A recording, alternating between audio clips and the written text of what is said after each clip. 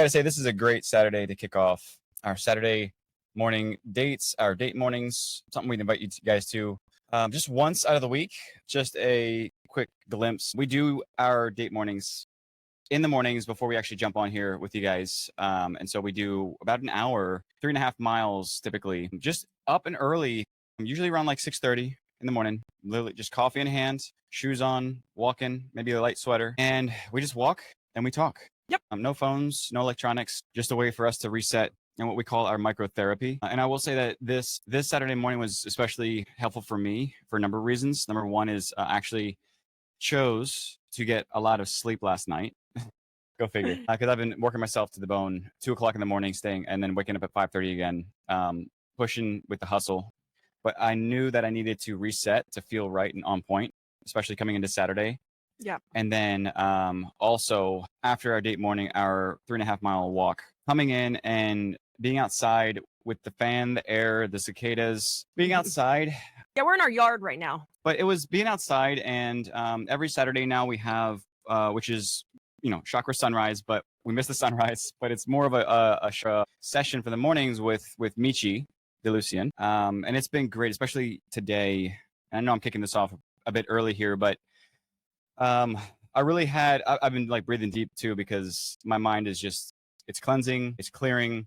Today for me, it was all about confidence, confident in who I am, confident in my time, and me being okay with taking things slow, and just the confidence of the courage to be disliked. So a lot of that is just going through my brain as I was doing this chakra session. And I feel a lot lighter. That's great. Yeah. So this is our Saturday morning dates. If you ever have questions, we're opening up our personal life, personal subjects, business, marriage, kids to you guys. And today for me, chakra session, because we do a little bit and she asks us, where do you feel heavy? And I'd love to ask you that question to you guys, everyone who's out there watching. If you just stop and think for a moment, where do you feel heavy? Your chest, right? Your stomach, your mind? Is it your shoulders? And every Saturday, it's something different. I noticed that. And so this Saturday, my mind felt heavy, not overloaded. It just felt heavy because there's so much coming at me right now. And I'm also a glutton for punishment. But there's so much. And I know, I wanted some more clarity. I knew what I need to do. And I'm that session just you feel like it's not heavy anymore. You're just I'm ready to go. I got that clarity I needed. And we only do it every Saturday morning. I mean, in reality, if you did it every day, you'd have even more clarity probably. We should probably do it more. But it was great. It's a great way to start your Saturdays, even if you just do it one time a week. And it doesn't have to be chakra, anything to kind of ground you back to the universe, right? Ground you, slow you down, ground you, make you listen to your body and make you listen to your mind. Because I think, at least for my fast-paced women friends, we don't listen to anyone or anything or even ourselves or nothing.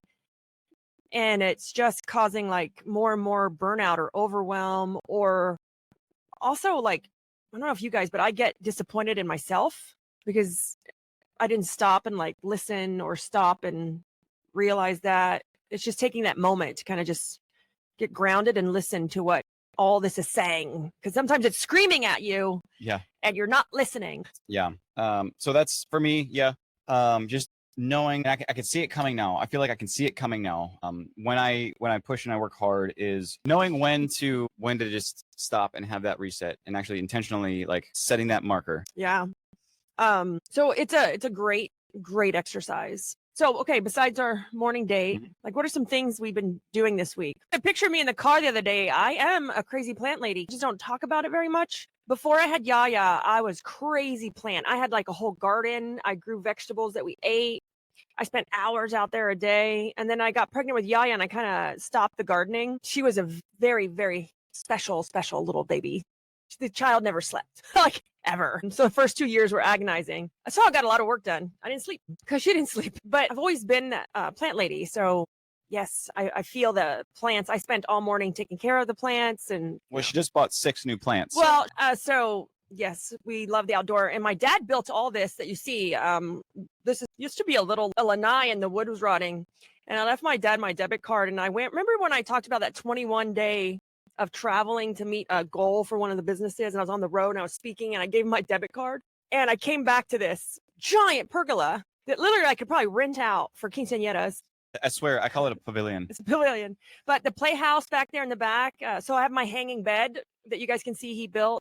That's right behind us. It swings. And then he built the kids a playhouse. That playhouse is like further behind us. And then we have the basketball court over there, right over there. Yeah, it's over there. Yeah, can't see it. But what were we talking about? Oh, the thing I talked about yesterday. Had a lot of lives. Yeah, no, actually, getting an actual loan for the first time in 15 years was like my milestone of the week. And I could have done it sooner, right? For those that don't know what I'm talking about, this week was a milestone for me. It may sound small, and I could have gotten a loan before, and I could have even used cash to buy the car. But it was like, no, I want the best interest rate. I want the best terms. I want to buy the car I want. And why was it so like rewarding? Because I see friends buying cars like every other year, and I'm just looking at Chris like, man, I want to do that. And then I'm like, yeah, no, I don't. And it was a big milestone from filing bankruptcy to like doing it the right way. And I take pride. And I told Chris, I'm like, I hope you weren't mad at me for that live when I said I didn't want his help. I wouldn't even put my name on this house that we live in. I couldn't put my name on it. And it was like a sense of just completing that milestone to the next phase. Yeah. No, and I'm not upset or anything. I think I've heard that phrase a number of times over the course of our marriage. What, that I want to do it by myself? Yeah, or that I don't want my name on anything. I'm surprised that she got married to me, because that was putting your name on a piece of paper. Yeah, it was. But I didn't take credit to do that or loan. Just took a risk. Yeah. So my car is completely self-driving. Yeah. It's one of the reasons why I did it, because I have to go over to Miami a couple times. I want to go up to our house more in Georgia. And I hate driving, but also my hands can't take more than about an hour or two of driving. So here's the thing, and hopefully you can relate. I think you can relate, is that we were in a very big struggle against the type of car and the type of life that we wanted to experience through driving. And so we had two different sides. One was the simple luxury, and the other one was more of the adventurous spirit, the outgoing, outdoorsy. I'm talking paddle boards, dogs in the trunk, things like that. And so we were looking at like a truck version, so I could put the dog in the back. The dog's got to fit in my car. I have a 150-pound dog. I'm like, where's the dog gonna go? Imagine Scooby-Doo. Yeah, she looks just like Scooby-Doo. And I'm like, so I was looking at like Jeep Gladiator trucks, and then I was looking at cars, and I was looking at SUVs, and this has been a long time, but we're like, it's got to fit our like lifestyle. What are we looking for? And there is room in the trunk for the car because it's got a giant trunk in the back. She can fit. We had to make sure like Coco could fit in the back of the car. So, and actually the car has a feature for dogs, which I thought was really interesting. And that was another selling point as well. Austin, our 17-year-old said, Mom, it has a feature for dogs for the car. And I was like, really? Okay. He actually knew more about the car than we did. Yeah. So he's teaching us. But it's not about the car at all. And Amy, I'm with you on that one. I was going to go like totally extreme off the wall, like lavish. But then like, I like simple fancy. Like, what do we call it? Simple luxury. And I have children. Yaya's 7. And she got in that new car yesterday. And I was like, oh my God, don't touch anything. Wash your hands. Take off your shoes. White seats. White seats. I was like, what was I thinking? So next time I get a car, Amy, I'll probably go more luxurious, but with a 7-year-old and 2 dogs. I was kind of like, we'll go middle luxury. Just meet me in the middle. So, but it was more about the milestone of what's rolling out like in the next, in the next 3 weeks. No, let's just say month. It's been incredible. Like if you sit back and it's the gap and the gain. I was just talking to a Naylor from LCR Media, lawn care guy, lawn care coach, landscaping guy. Amazing. He's known as the lawn care rookie is his kind of tagline. And I love that. But we were just talking about the gap and the gain. Like put your whole business aside, like gap and the gain, just like looking back at like what you've done and what you've been through. I think sometimes we're so hard on ourselves that you just take a minute and say like, man, I've come a long way. I'm seeing that this week with getting ready to pay off the software. I've one more payment for the new software, just one more. I'm done. It's next week. And then, closing on that building on the 18th, hopefully keep me in your thoughts. Think of me. Good vibes. Hopefully everything goes well. Is you're just looking back at, man, and the faster you go, the more momentum you build. It's insane. And then the more opportunities open up, like getting ready to collaborate with Chris Rencio. If you guys don't know who that is, he's the author of Playbooks and the owner of Trainwell. We're going to work together and make something. We want to make something incredible for the cleaning industry. So that's coming up in a couple weeks. Yeah, just hearing you guys, how you guys hold the conversation together and talk through things. I can only imagine. Dinner. Incredible. So I had dinner with him a few months ago at an event. He was sitting next to me, and I think the group set us next to each other on purpose. Just to start some conflict. Just to start. And I'm like, I told Chris, and we exchanged cell phone numbers, and then we started talking, and I'm like, I'm surprised he would talk to me because I was kind of rude to him. I wasn't rude. I was just very passionate about the cleaning industry, about what works and what doesn't work. And I was like, I don't agree. It's like, I texted Chris, I'm like sitting here having an argument, not an argument, but a very passionate conversation with the owner of Trainwell, Chris Rencio, over dinner. But he liked that. And so he's like, I want to collaborate with you some more because I think we could make something really incredible. So like that's happening. One of the best things that I learned to keep up leveling me is to expose myself to scary things on purpose because it's a controlled environment. That way you can like breathe through it. You can talk yourself through it.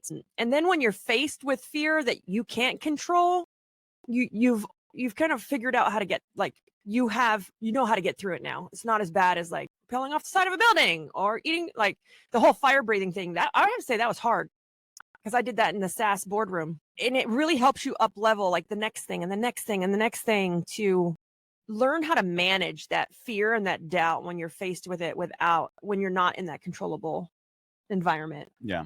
And I'm trying to get more of that myself as well. Little bits of it was from rock climbing, but more of that intentional fear. Oh, well, I can help. Well, I mean, I get that every single day from you, so don't worry, but a different kind of fear. What are we doing with our kids? Yeah. School's out, guys. School is out. And that means my summer is going to go to like hell in a handbasket. Yeah.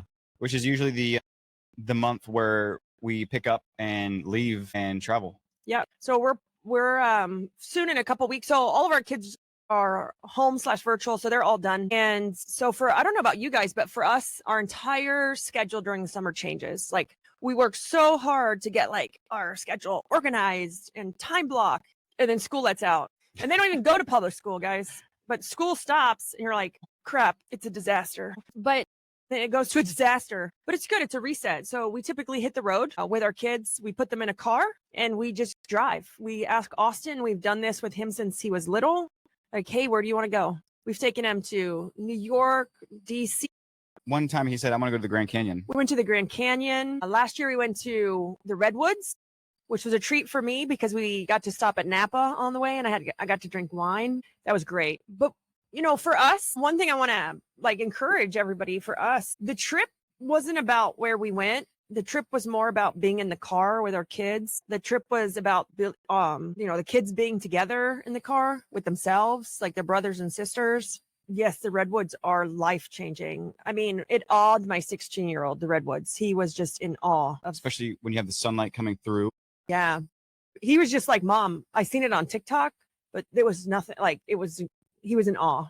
And so, I think just the act of a road trip, whether you have children or it's just your husband and your wife, there's something therapeutic about a road trip and just getting in the car and not having a plan. Everyone thinks I'm so organized. Over the years, I've realized I am organized, but I'm so simple. And just doing that over the summer create so many memories. As a kid, I got to travel all over the world, and I wanted to give my kids that privilege of seeing like the Grand Canyon or the Hoover Dam. And I didn't want to make it fluffy for them either. Like when I was a kid, we had to rough it. We didn't have power or running water. Well, we kind of it ran from an RV with a battery, but you only had so much water. You only had power certain times of the day or night. And so I wanted our kids to experience it in the way I did. So we didn't do it last year because of the weather, but we typically also camp in a tent.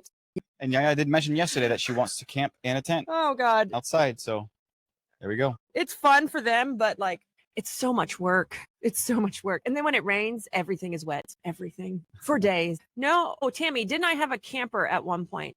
Well, Tammy, I grew up in an RV and I haven't owned one as an adult because when you grow up in an RV, your dream is to run away and join a town and live in a house. And I find it interesting because people who live in a town in a house, their dream is to retire and sell their house and get an RV. My dream is the opposite of like most people. So no, I didn't have RV as a, with the kids. I've had it in my past growing up and then being on the road. And Chris spent a lot of time in an RV on tour. Yeah, glamping.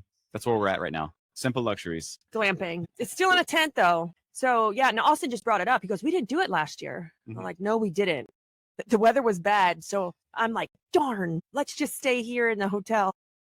So yeah, so I wanted to like at least say with the traveling and getting away with the kids and the driving and whatnot. The first couple years that we did that, it was like you said, hell in a handbasket. It was chaos because you have these kids and you're like, oh my god, just stop when you're driving, and it's just a lot of back and forth. But I think over the years, what I've learned from it, or what I've seen or experienced now looking back, is you learn more about your kids and you learn how to live better with them in a way that doesn't have to be chaotic every single day. So I think that you're able to kind of connect and create space for them when you don't have space to begin with. Yeah, you're stuck in a car or like camping or like there's nothing to do at the campground. I had Erica Turner on my podcast a while back, and she told a story about the road trip she took with her husband. And because she wanted to drive across country, and she said it wasn't necessarily like the destination that was life-changing. It was all that time in the car with her husband.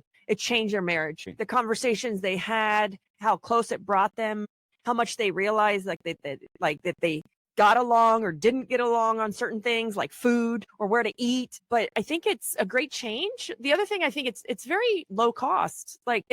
And that's why we would do it with our kids. I don't know about you, but my kids are not flying first class. When we went to Mexico last year, me and Chris sat in first class, and I bought the very next row behind us in coach, and the kids sat there. Yeah. And Austin goes, "Really, Mom? Really? You're going to put us in coach and you're in first class?" I said, "Really, Austin? When you get a job, you can sit up here with me and when you buy your own plane ticket." But the whole point of the summer part is like to rough it. It's simple luxuries, simple pleasures that they're not going to get really in a nice hotel or flying to the Redwoods. Although we did fly a little bit, but we drove halfway there and then we drove to Dallas because we're in Florida. So like that's really far. By the way, side note is taking a train. Was it Amway or Greyhound or train, whatever it was? Oh my God. Through COVID, where you had to wear masks. So one year, the year Austin wanted to see the Grand Canyon, we left Yaya at my mom's. And then so in Dallas, after the pro trip, we got on Amtrak and took a train. And it was probably one of the worst experiences. No, let's just say one of the most memorable, because it took forever. Because there was weather, there were issues. It wasn't necessarily Amtrak's fault. Talking about, what was it, like 18 hours or even longer? Like 3 days. 3 days, yeah. To get from Dallas to the Grand Canyon. And there weren't beds. There weren't beds by any means. Oh, we didn't have beds. Luckily, they had wine on the train. So Libby got through it. I got through it with wine on Amtrak. And lunches and dinners consisted of microwave pizzas. Microwave food. So we got stuck on there. It was weather, and then the tracks flooded in certain areas. So like it was, what could go wrong went wrong. An 18-hour train ride. It turned into 3 days. Oh, yeah. Yeah. But again, I just think, just looking back, is that I learned a lot about my kids doing this. You're stuck in close confined quarters, and you can either take it one of two ways. One is you play the overbearing parent and you just zone out and you're like, shut up, or you start to kind of like figure it out and say, how can I make this work? Because it's not changing. How can I make it work? And I think that's really, really helped. And for me personally, I used to be on Austin like a lot. And so I think over the years is that I learned and started to try to pay attention to it, and I loosened up, and I think he's a better person for that because I wasn't this overbearing parent. Yeah, absolutely. But it's like, what are you guys planning for the summer? We always leave for like 8 weeks. And we still work, still like to stay. Sometimes we work and sometimes we don't. Like for organize it, at first I wouldn't work because it was kind of a test. How long can they go without needing me for 2 weeks, for 3 weeks? And then every year it was like I was gone 4 weeks this time. And the one thing I have to say that I learned with taking our kids on these summer trips is that when you come back home, when you come back to your business, come back a different way. Come back a different way. It took me every year, I would add another week that I would stay out of the business. So I could still work on the road, like still work when we were camping with Austin. But then I would say, okay, for a week, I'm going to be completely off. Okay, for 2 weeks, the next year, I'm gone. For 3 weeks, I'm completely gone. But when you come back different. That's how you keep compounding it over time. Come back different to your house. Like realize that, hey, I don't need all these things. We just got by 8 weeks with a carry-on. Like, hey, I don't need to jump back in and take care of sales. They got it while I was gone.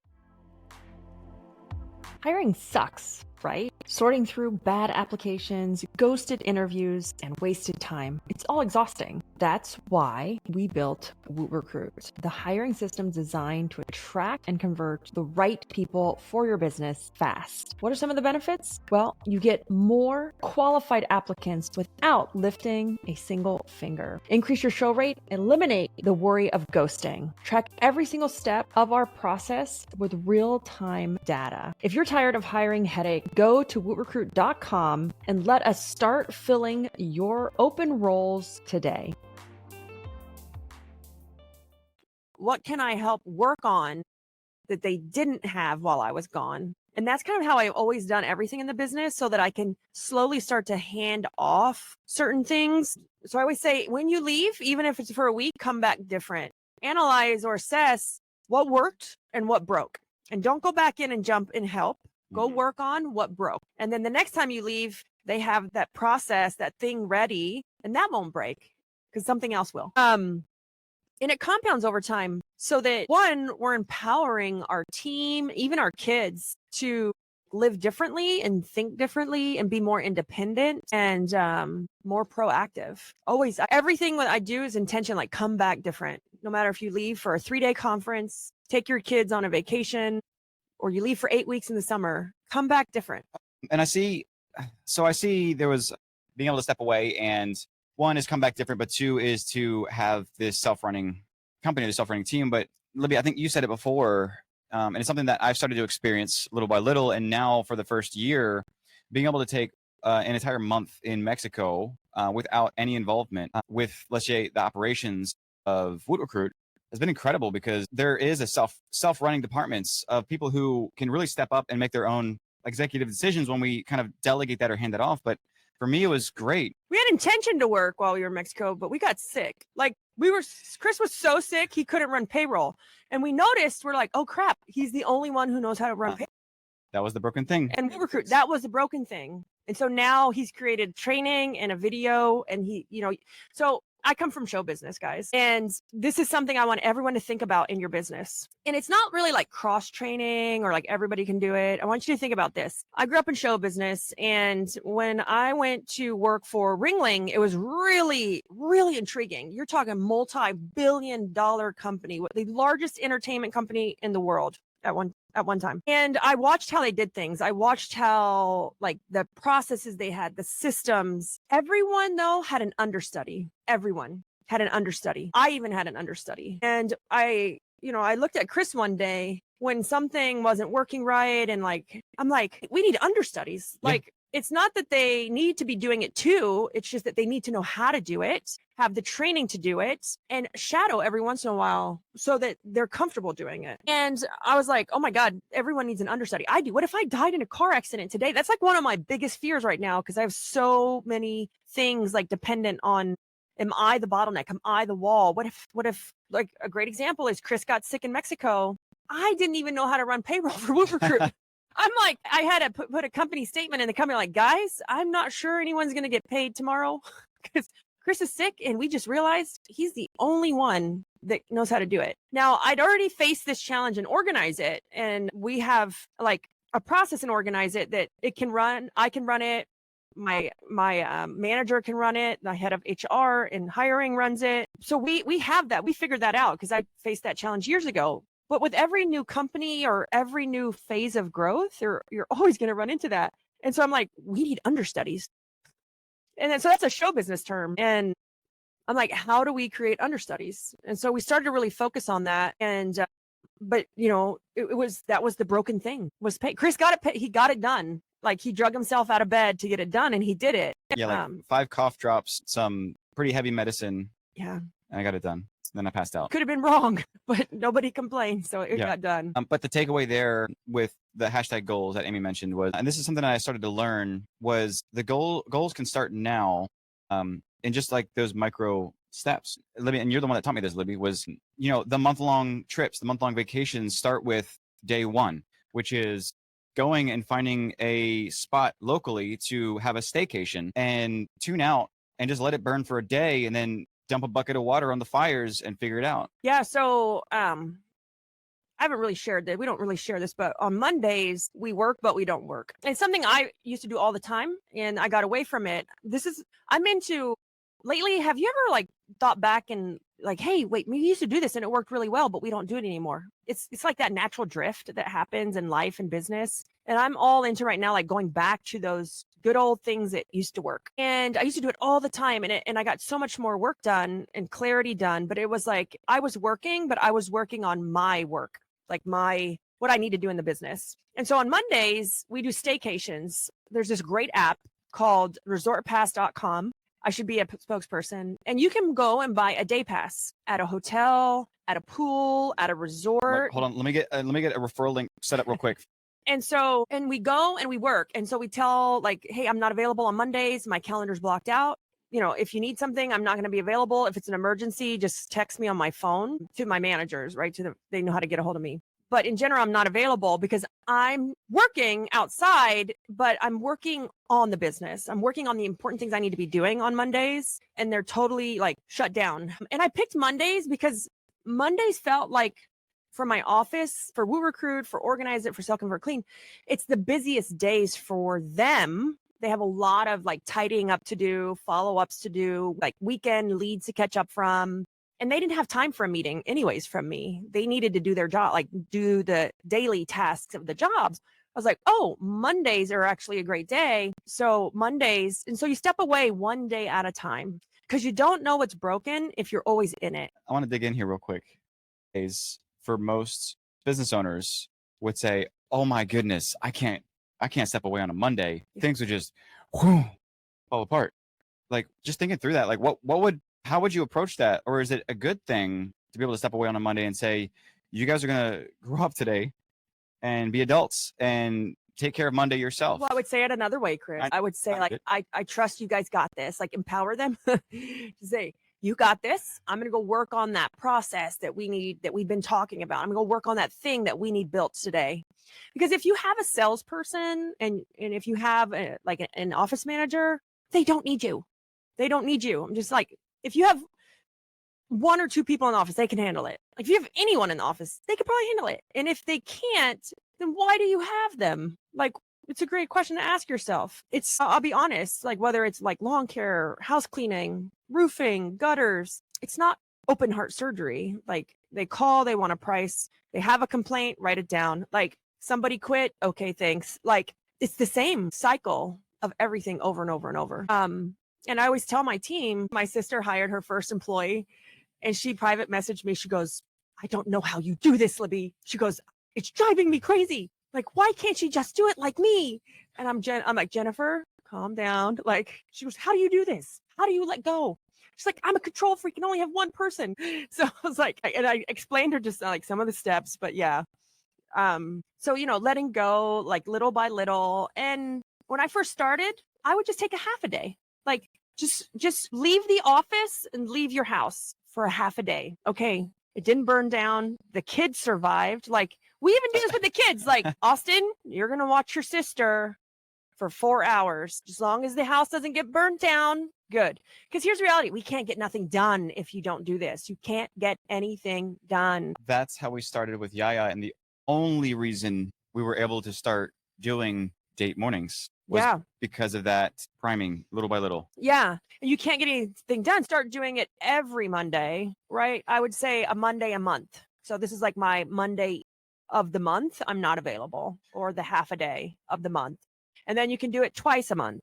And then you can do it like 3 times. And then you can do it every Monday. But start micro moves because you're not going to see what works. You're not going to see what's broken if you don't like hand it over. Yeah. And so what I found, because I kept the reins too tight on tech when we first started to really kind of expand out with the companies, with the tech department. My reins were too tight because I felt like I was the only person that could do it. And then I had to get past that, and I finally started to loosen up a little bit. And then it was taking the day off, or taking a half a day off, or whatever. And I started to learn quick, like with Miguel, I had to ask him permission, because I was like, why isn't it getting done? But I never really gave him the express authority. And so I learned that I had to start asking him permission to say, I have to step away for an entire day. Can I go ahead and hand you the reins to go ahead and take care of every single request that comes in, so that there's nothing left over at the end of the day? And then waiting for that yes. And that was the permission that I needed to, one, is clear my mind, and then two, is to see how it feels and flows. But man, has he stepped up. But you can't see that in your people unless you empower them to say, hey, I need you to own this for half a day. I need to go and work on some really important things. Like, I need you to own this for all day Monday. And if you don't want to do Mondays, right, pick whatever day you want. Like, and organize it. Friday is like our slowest day. I think it's Thursday or Friday is like our slowest day. As far as the office and calls and leads and craziness, I think it's Thursday. So pick your day and just start with it. Hey, you got this, right? Hey, Monica, I know you can handle this. I'm going to step away because you can't get nothing done. And so we've done it with the kids too, because it's like, Austin, you're going to watch your sister for 2 hours. We're going to go to dinner without you. Okay, now 4 hours. They survived. The dogs were still alive. And we came back and Yaya was watching him. Yeah. No, they were playing games together. They were playing games it was together. Great. It was beautiful. And they actually have a better connection because we left. Yes. The two phrases that it's almost funny now when I say it, because everybody's like, oh, he's going to say it. Two phrases that I say now in every single day, you'll catch me saying it, is, first one is, do what you think is right. Second one is, I trust you. I don't say anything else, and I walk away. We say that to the employees. Do what you think is right, because we have a code of ethics and recruit and all the companies and organize it. Like, every decision has to be in best interest of the customer, what's right for the business, right? Do what you think is right. They know, like, and we say that to our kids, to Yaya, to the employees, even to customers. I'm like, you got to do what you think is right. And my God, it puts on a different hat. Like, as soon as they hear those two phrases, do what you think is right, I trust you, all of a sudden they're like, oh, game on. Yeah. I mean, Chris got our 17-year-old to do his own dishes. Like, I'm like, wow. Because Chris empowered him. Like, he gets up and cooks his own breakfast now. Then the issue was he wouldn't wash his dishes. So now he's like washing his dishes. So I'm talking about, like, he'll go and make a whole thing of eggs, and he used to leave the pan out, and then it would get all crusty, and then he'd go the next, like, second half of the day and try to make more. And he's like, and then he didn't want to wash the pan. Yeah. And so we, like, empowered him to, hey, do what you think is right. There's something easier on the other side. Mm-hmm. I mean, he's like, as soon as he's done, just running underwater, flies right off. He sets it to dry. It's the little things. Yeah, he's practicing carnivore right now, guys. I have to say, I am so proud of him for a 17-year-old to cut out sugar and carbs. All cereal, like milk, gummy bears, ice cream. Like, that was his diet. That was his diet. I'm super proud of him. I told him, I said, Austin, you have more self-control than most adults I know. Like, he's stuck to it, and I think he's on week 2. Yeah. And then he's like, when am I going to feel good? Yeah. So we have a few questions, but you're also going to see people's actual real morals, values come through. Do what you think is right is like one of those things where, what do they think is right? Right. You're going to see that come through. Food Recruit is 100% virtual. Sell Convert Clean is 100% virtual. Organize It is hybrid. We have an office. Our office is open 2 days a week for weekly supply check-ins and meetings. Organize It is hybrid. It's not 100% virtual. I love remote, not going to lie. I love it. It's changed our life, and it has its pros and cons. I mean, I love remote. I hired 2 new amazing people last week, and off referrals. We have so many remote employees now that we just tell our own internal team that we're hiring, and they give us some great candidates. Even with the do what you think is right. That even comes in on day 3. On day 3, the new person, and they're flying, they're doing everything. I didn't intend to hire this new person so fast, so I wasn't really ready. We thought we were going to have to do a few rounds of interviews, or it'd take a couple weeks, but she was a rock star, so I hired her like the next day, and she had a glowing referral. She came from Rigo, one of our amazing account managers in Recruit, and he's like, she fits our values. She's a rock star. She's this, she's that. And so I went ahead and hired her, and I was like, I'm just going to warn you right now, I don't have anything ready, because I didn't think I was going to hire someone this fast. So your onboarding is going to look kind of messy. And then, like, Chris used it on day 3 because we didn't have like anything Like, I don't know what we didn't have. We're like, just do whatever you think is right. So yeah, a VA would be amazing. It could be a local, remote, hybrid. So Organize It has hybrid remote employees. Like they go to the office a couple days a week and they work from home a couple days a week. And then they have fully remote employees. Like one is in Venezuela and the other one's in Oklahoma. The great thing is you can do whatever you want. You can full remote, offshore, near shore. We have both offshore and near shore. Offshore means overseas. Near shore is like Central and South America, or The land is still connected. the land is connected, right?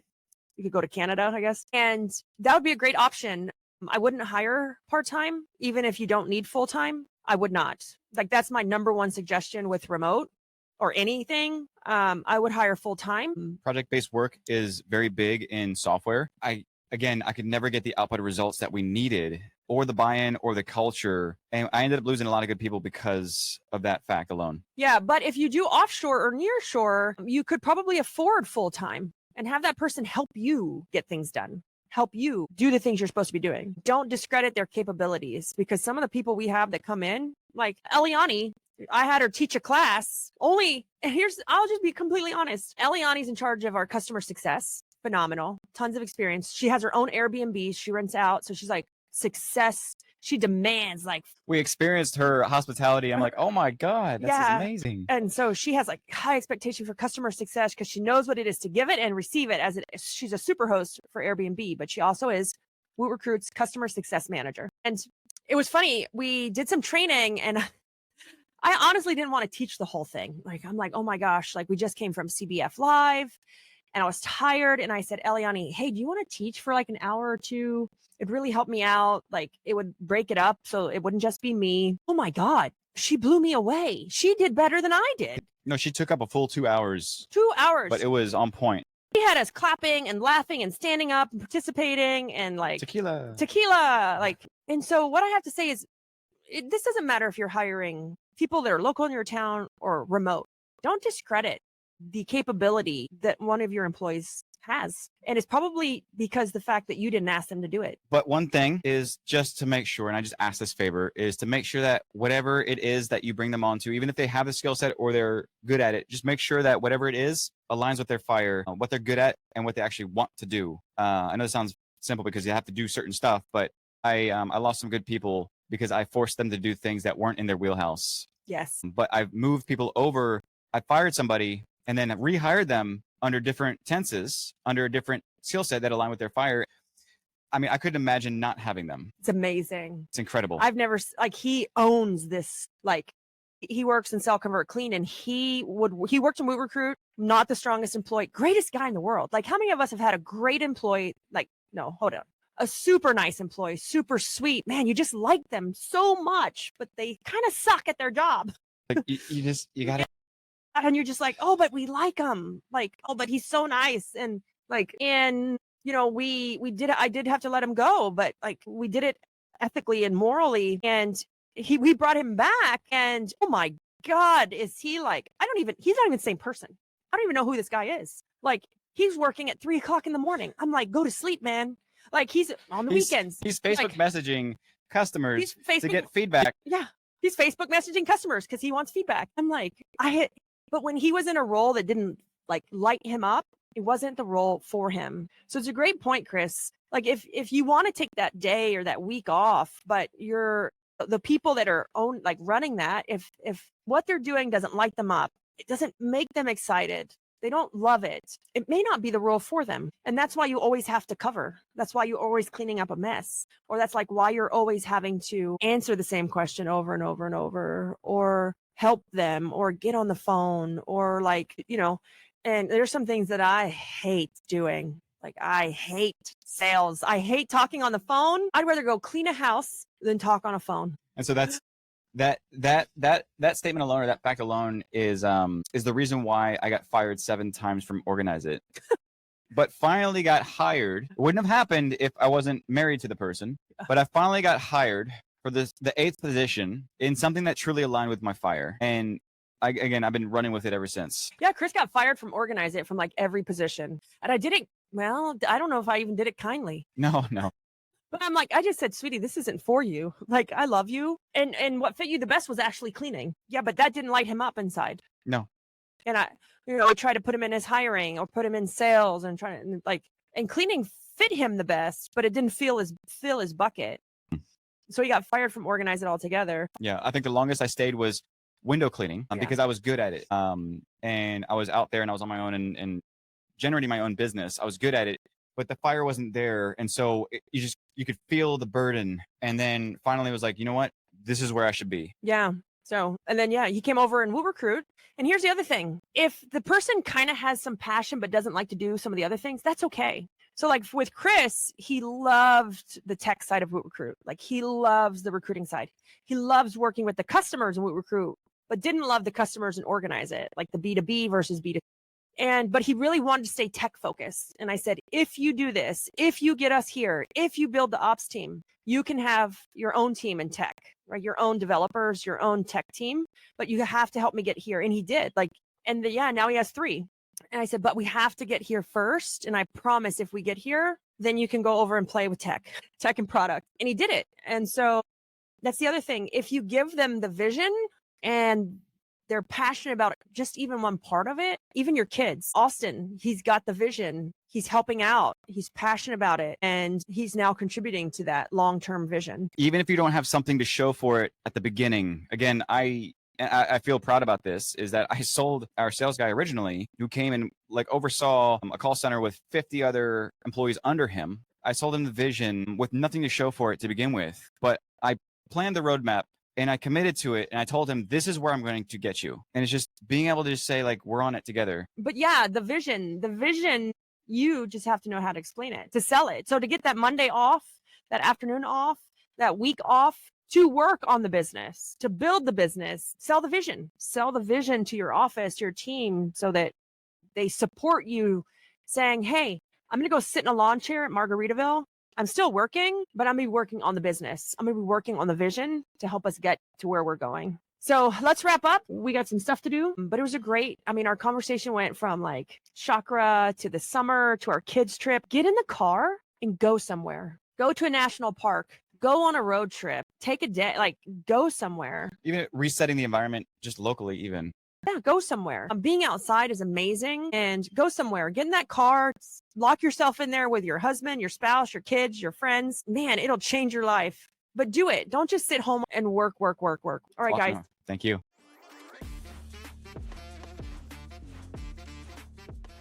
Hiring sucks, right? Sorting through bad applications, ghosted interviews, and wasted time. It's all exhausting. That's why we built Woot Recruit, the hiring system designed to attract and convert the right people for your business fast. What are some of the benefits? Well, you get more qualified applicants without lifting a single finger. Increase your show rate, eliminate the worry of ghosting. Track every single step of our process with real-time data. If you're tired of hiring headache, go to wootrecruit.com and let us start filling your open roles today.